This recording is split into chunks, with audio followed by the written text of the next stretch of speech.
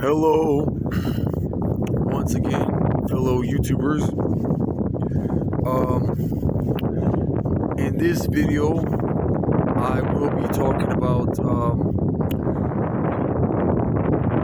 what I learned from my experience that I'm going to tell you all on how to never get busted again. Now, as I mentioned before,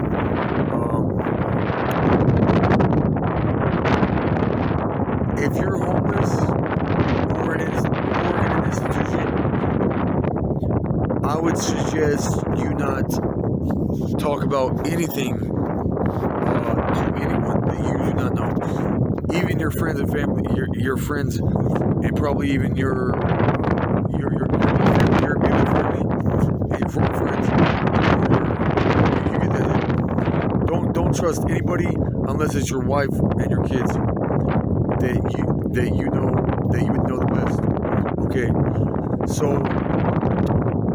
now I was locked up in Michigan, Montana, LA County, Southern California, and Salt Lake City. I want to talk about how and so not just LA County, but also Riverside County, California. And so LA, these are not upstarts as they say on National Geographic's Animal Fight Night. Okay, a synonym for upstart is status seeker. If you go to a northern town in North Dakota, like Grand Forks, North Dakota, by the Canadian border, I was at a homeless shelter there, and I witnessed people were small in size, age, and experience. And later, I went to LA County, California, and I found people that were big in size, age, experience, talent, money. The women look prettier in the face than most American women. They got big knockers, white hips, and everything. Okay, now if you go a little bit inland, that's like practically comparing night and day. Because when I was locked up in LA County, didn't nobody I mean, first of all, I was put in my own cells. Because I was locked up in Manhattan, Hermosa, or Redondo Beach, and then I was locked up in two different jails within LA, the downtown area of LA, by the Amtrak Union train station. That's where one of them was, and then the other one was like on the outskirts of downtown LA. And I had my own cells in all three of those jails within LA County, and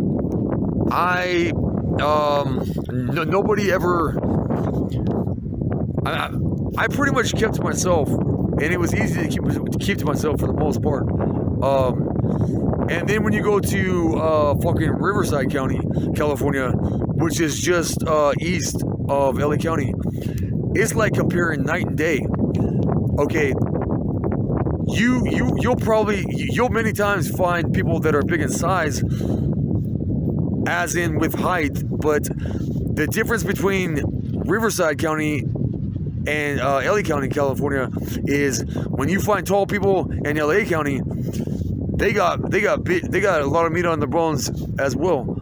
And so you do find really much more pretty in the face women than your average American woman, but they usually don't have any tits.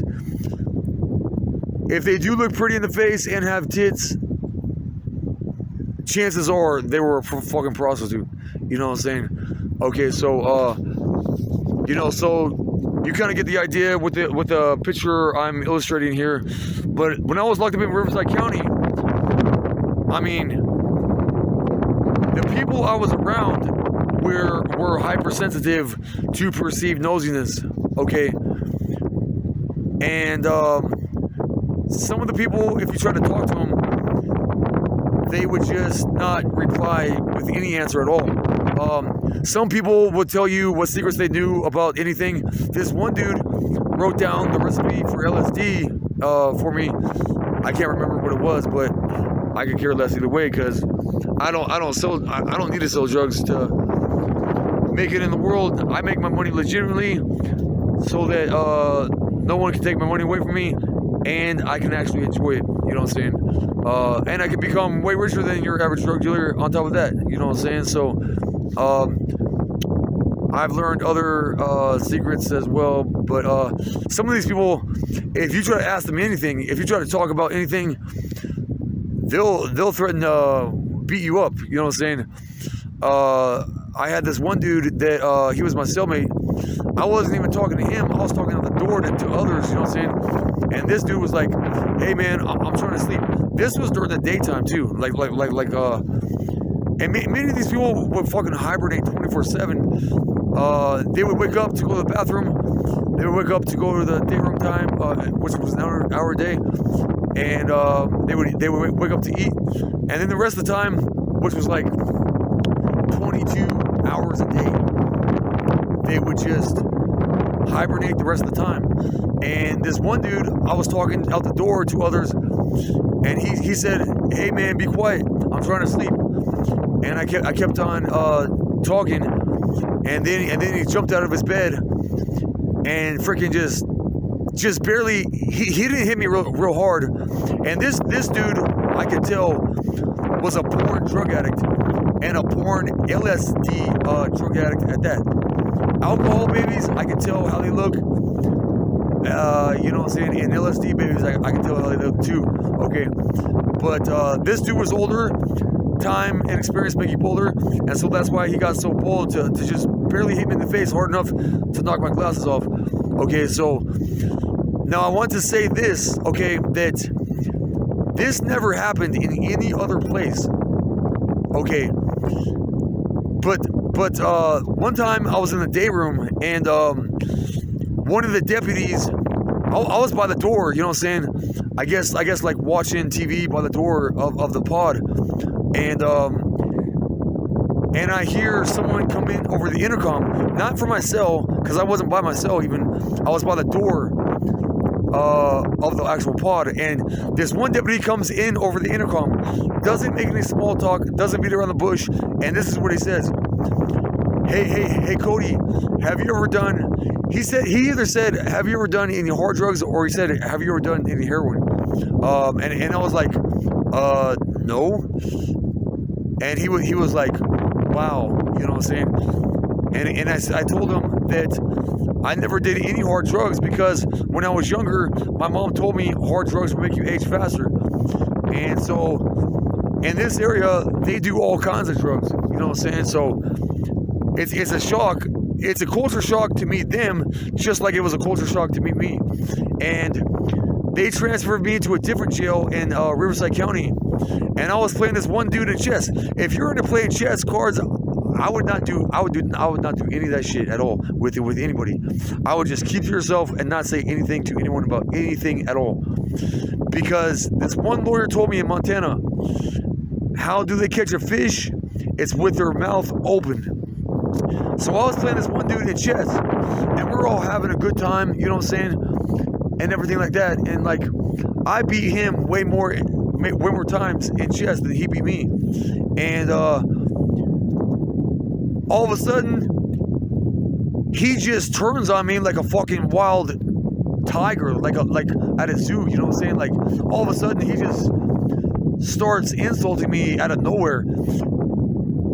And when I say insulting, he just comes out of nowhere and just starts speaking this word salad, total bullshit out of his mouth. And then, like, he says, "I'll beat your ass right now," or some shit like that. And then he says, like, why did you come to California? You know what I'm saying? And I'm thinking, like, dude, how is that any of your fucking business, dude? Study the Constitution, the right to life, liberty, and the pursuit of happiness. I don't have to explain why I live my life the way I do to some punk bitch like you, dude. Okay, that's what I said later.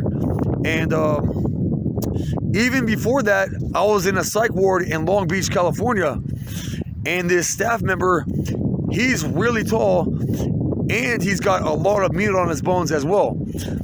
And this motherfucker, he asked me why I came to California, and then he said something to the effect of there have been many registered sex offenders that have moved to California because it has a high amount of them in California, so they would be more diluted in the big crowd of registered sex offenders. And so before I ventured out to California, and I called my bank to let them know I was traveling, and so because you have to call your bank usually to let them know that you're traveling and that you're going to use your debit card, so that it won't look suspicious when you use a debit card in a different state. You know what I'm saying?